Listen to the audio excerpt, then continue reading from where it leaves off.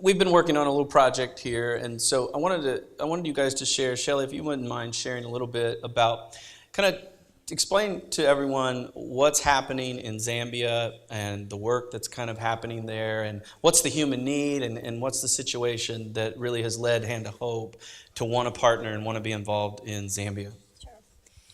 We have a partner in South Africa that had traveled to western Zambia, a very remote area where the villages are all along the Zambezi River, and just saw the darkness there and that they weren't reached for Christ at all. And so he started first doing like Sunday school. He had a boat and they would go from place to place, village to village along the river, doing Sunday schools. And then as they began to develop relationship with the chiefs of the villages and the people in the villages, and found out that one of the huge needs they had was the only source of water they had was the Zambezi River. And so they would send their children to gather water for the family, and fairly often, the children would be taken by crocodiles. In every village we heard this story, and so we began to drill water wells in the villages so that the children didn't have to go to get water, and so saving their lives from that, from the crocodiles, but also from the dirty, terrible water that they were drinking that was full of disease. And then just in relationship with them, began to do some feeding in the schools, because obviously education is their most hope of a different life and coming out of the poverty that they live in. And so when you feed in a school, the kids learn better, more kids come to school, and it's just great for the community.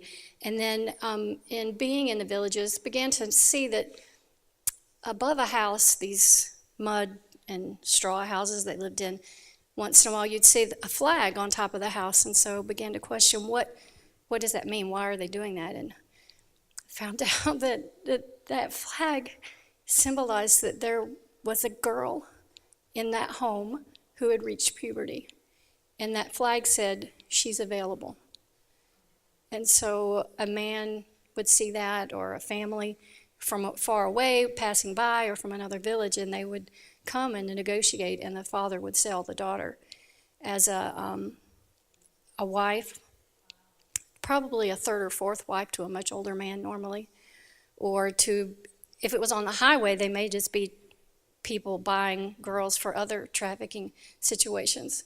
And so just heartbreaking to think, and what can we do to help these girls to make their life and their future different? And so came up with a project where we built a community center, and we bring in 16 girls at a time, and first teach them about Jesus, disciple them.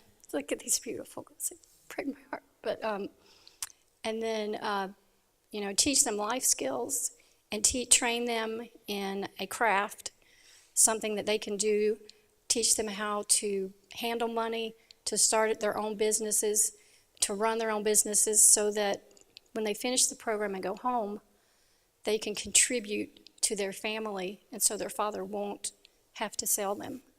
And hopefully also be able to finish their education. So now they can make the choice of, what do I want to do with my life? Who do I want to marry? Hopefully they'll marry a Christian man, raise their family in a different way, change their community and their culture. Yeah, and so it's just amazing. They're working in the poorest area of Zambia, and at this point they've built one community center, and they're working on building the second community center. And one of the things that they were sharing with me the other day that I just thought was so fascinating is that when people ship things to Africa, they ship them in these containers. And so the containers come over with all the stuff, and they take the stuff out. But a lot of times these companies don't want the containers back simply because it costs so much to bring them back empty, so they just leave them there.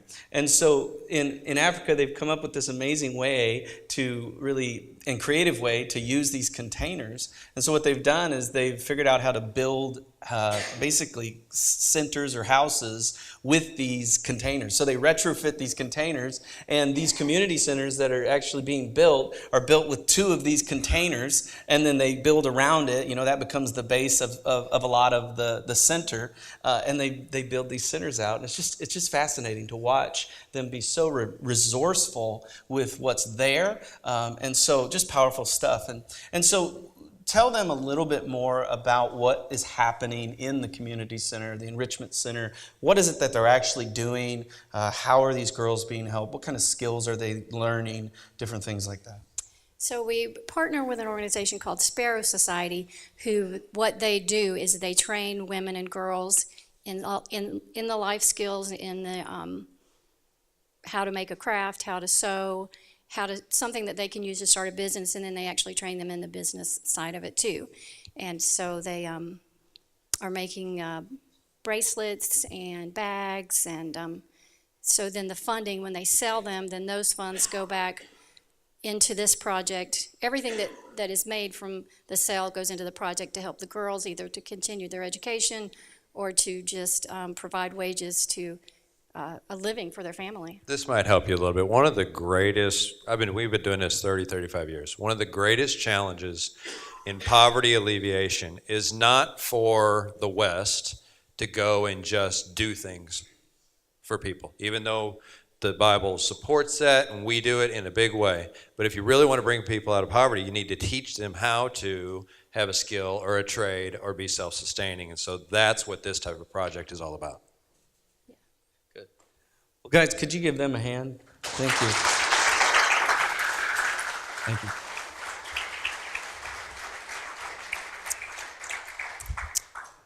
So blessed. Can you bring those pictures up again of the kids? So you see some of these girls, these are real people. They're known people. They lived in a village. They came to a community center, and they're learning certain skills and being developed in certain skills that are now going to help them contribute to their family. And the potential here is that they no longer would be in the same cycle of poverty and hopelessness that they were in before. And guys, that, my friend, is such a powerful idea. It's not just I give $1 and I don't know where it goes. It's I'm literally changing the numbers. I'm changing the trajectory of these young women's lives.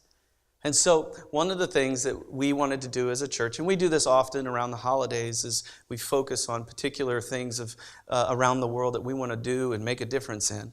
And we do lots locally and nationally, but we want to also focus globally. Because, see, American poverty is different than world poverty.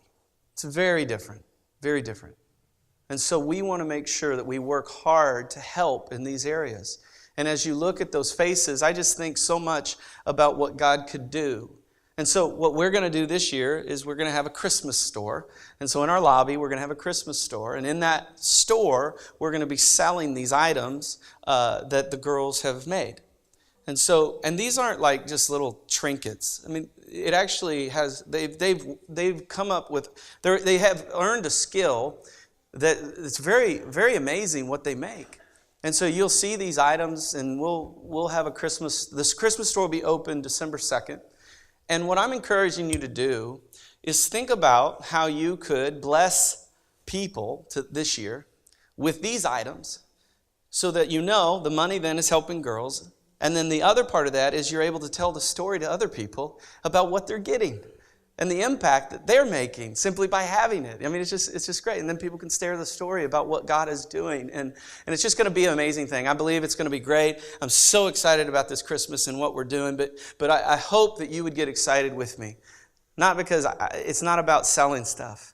It's about absolutely changing someone's life. It's about making a difference.